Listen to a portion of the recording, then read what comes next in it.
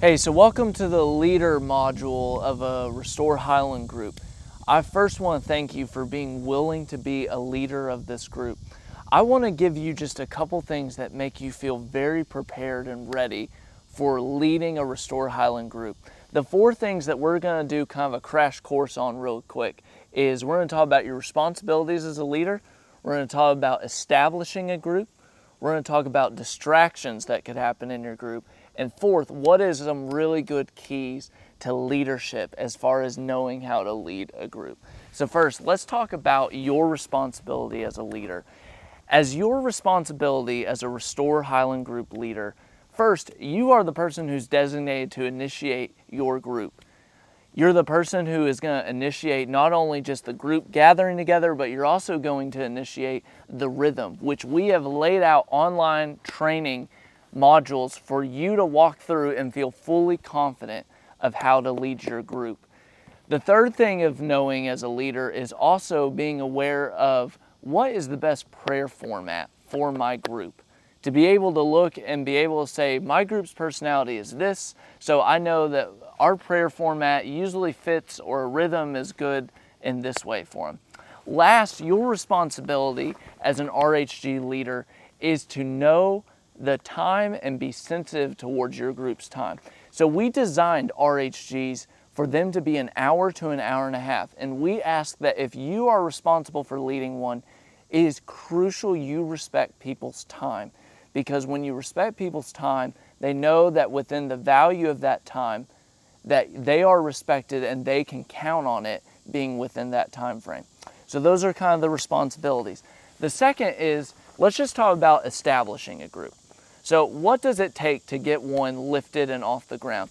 Well, first of all, you need to establish a form of communication, whether that's a group text or a group me or maybe an email, to where your group knows what the form of communication is in gathering. Most of the time, a lot of our groups use group text just to communicate with one another. Once you've established a form of communication, the next thing is setting up a host and a host time. What's the time of the week that y'all are gathering for this hour to an hour and a half? The third is being able to organize who is doing their life map for every week. So each week there is actually someone sharing for the first 3 to 8 minutes of your group a piece of their story. This takes a little bit of organization to all be on the same page of, I know that Bob is sharing his this week, or I know Gretchen is sharing hers on the last week of October. The final thing of getting your group off is once that you actually have established kind of the rhythm and people are used to it, you as the leader are not the person that has to be responsible for facilitating the time every week. Once your group understands the rhythm, really you can start allowing other people to lead the rhythm, because here's the thing about the rhythm. It's so easy to catch on that once your group catches it, anyone in the group can facilitate the time. All they have to do is know the focus of the week and know that the organizational pieces are there that we've established. So we've talked about responsibilities, we've talked about establishing. So let's talk about some things that may derail a Restore Highland group. The number one thing that we talk about that really surprises people is we highly recommend this time isn't done over a meal. Now I know for some people that is crazy to hear. Meals are found all throughout the Gospels. It's one of the forms of Jesus' love language, it feels like. And no, at Highland, we love food. No one is dissing food whatsoever.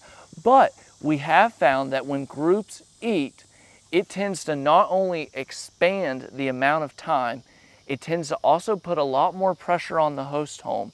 And finally, we found that it's not as concentrated of a time of learning someone as much as it is everyone getting in a circle and delivering this rhythm. If you are a group that really loves meals together, and this would be sad to hear, then recommend when you're talking about your group being a 3-to-1 or a 2-to-1, recommend that last week in the month, that 1 week you don't have anything doing, do a meal then. Find creative ways to be able to make it, but we highly recommend you don't let any time get distracted by the meal. Second thing, when derailing a group, one of the things we've found over the past couple of years is groups that tend to let prayer time go for a really long time tend to really find their group derailing, because they find that the length of prayer actually slowly starts to wear people down. And sometimes that's the factor that really pushes a group time that said we meet from 7 to 8:30 to really push into the 9 o'clock hour and 9:30. And that's especially hard on groups that have a lot of children. So watch the time and watch what format of prayer you do to make sure that your group is receiving the amount of time that you actually committed to. And the third thing to look out for in derailing a group is to look out for signs of false intimacy. One of the things small groups can get really caught into sometimes is answering questions but not talking about application of life. So when you get into your focus time of your group, really make sure that you are pushing your people to share how they can apply what you're talking about into their life. So we've talked about responsibility, we've talked about establishing, we've talked about derailing. Last part is, what is the key to being a really great Restore Highland group leader? The real key that comes to it is very simple: being someone who affirms. To be able to have a leader that affirms a group, you can be the voice that actually builds and softens some ground for God to work intimately in your group. So for example, when someone shares their life map, that 3 to 8 minutes of their story, you as a leader display for your group what it looks like to affirm someone after they've told their story. Or to be able to say, hey, I really appreciated this about your story. Another way to do this would be affirm people when they share difficulties in their check-in time. To be able to say, hey, thanks for the vulnerability that came with that, or thank you for sharing that. And then third, recognize and celebrate when people in your group truly take whatever you talk about in the focus time and go after it. When they take it as serious or as deeply, set that up and show that as an example for other people to be able to see, wow, that's beautiful. And last, as a leader, the way you can affirm your people is encouraging them by you going first so they can have the gift of going second.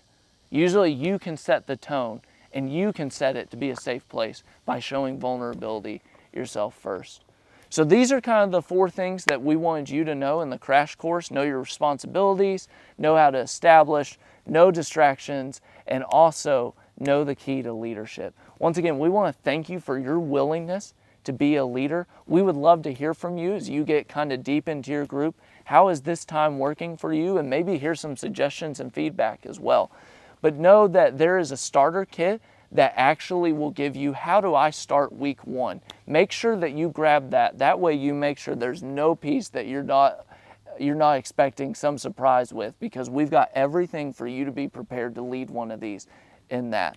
So until next time when we meet, I hope that God bears a ton of fruit with the group of people who you know and they know you. Thanks.